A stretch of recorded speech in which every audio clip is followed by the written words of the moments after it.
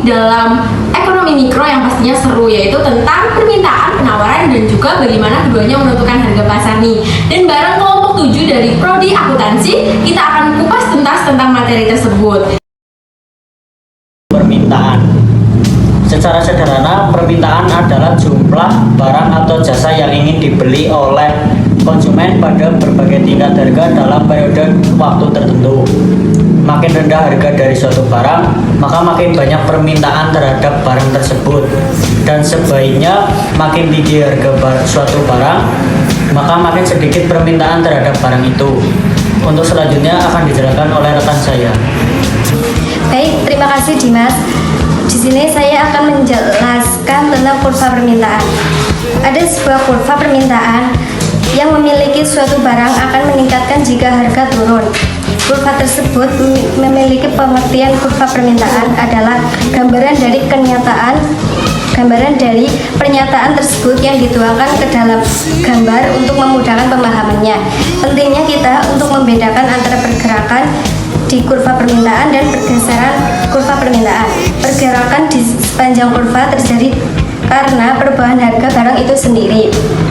Sementara pergeseran kurva permintaan baik ke kanan atau meningkat dan ke kiri atau menurun disebabkan oleh perubahan faktor-faktor lain selain harga. Baik, selanjutnya akan dilanjutkan oleh rekan saya. Terima kasih Maulida. Sekarang kita beralih ke sisi lain dari pasar, yaitu penawaran.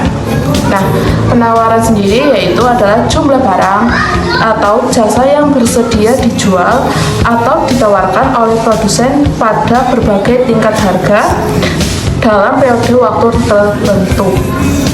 Sama seperti permintaan, penawaran juga mempunyai hukum dasar, yaitu hukum penawaran. Hukum penawaran ini menyatakan bahwa ceteris paribus, ketika harga suatu barang naik, jumlah barang yang ditawarkan akan meningkat. Sebaliknya, ketika harga turun, jumlah barang yang ditawarkan akan menurun. Selanjutnya akan dijelaskan oleh rekan saya. Oke, baik, kurva penawaran adalah kebalikan dari kurva permintaan. Jika harga suatu barang naik, maka barang yang ditawarkan juga akan naik. Begitupun bunyi hukum pada kurva penawaran. Kurva ini memiliki gradien atau kemiringan atau slope positif.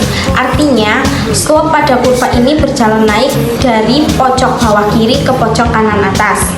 Sama seperti permintaan, kita juga perlu membedakan antara pergerakan di sepanjang kurva penawaran atau karena perubahan harga barang itu sendiri.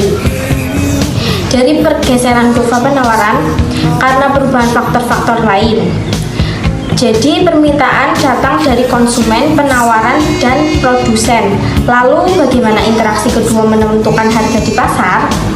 Akan menjelaskan untuk kita. Selanjutnya akan dijelaskan oleh Mbak Sofia. Titik di mana jumlah barang yang diminta konsumen sama persis dengan titik jumlah barang yang ditawarkan produsen disebut titik keseimbangan pasar atau market equilibrium. Kemudian pada titik ini harga yang terbentuk disebut harga keseimbangan atau equilibrium price, dan kuantitas barang yang diperjualbelikan disebut kuantiti keseimbangan atau equilibrium quantity. Nah, secara grafis titik keseimbangan ini adalah titik perpotongan antara kurva permintaan dan juga kurva penawaran. Apa yang terjadi jika harga pasar tidak berada pada titik keseimbangan akan dijelaskan oleh teman saya. Jadi, jika harga pasar berada di atas harga keseimbangan, maka jumlah barang yang ditawarkan akan lebih banyak daripada jumlah yang diminta. Ini disebut surplus atau kelebihan penawaran. Untuk menghabiskan stok yang menumpuk, produsen akan cenderung menurunkan harga, yang akan mendorong permintaan naik dan penawaran turun hingga kembali ke titik keseimbangan. Begitupun sebaliknya. Kita lihat contoh sederhananya. Bayangkan pasar sepatu. Jika pada harga 200.000 konsumen hanya mau membeli 100 pasang, tetapi produsen siap menjual 300 pasang atau surplus. Produsen akan menurunkan harga jika pada harga 100.000 konsumen mau membeli 500 pasang, tetapi produsen hanya mau menjual 150 pasang atau short tag. Harga akan naik, akhirnya mungkin pada harga 150.000 konsumen mau membeli 250 pasang dan produsen juga mau menjual 250 pasang. Ini adalah harga dan kuantitas keseimbangannya. Selanjutnya akan dijelaskan oleh rekan saya. Mekanisme inilah yang secara otomatis menggerakkan harga menuju titik di mana keinginan pembeli dan penjual bertemu.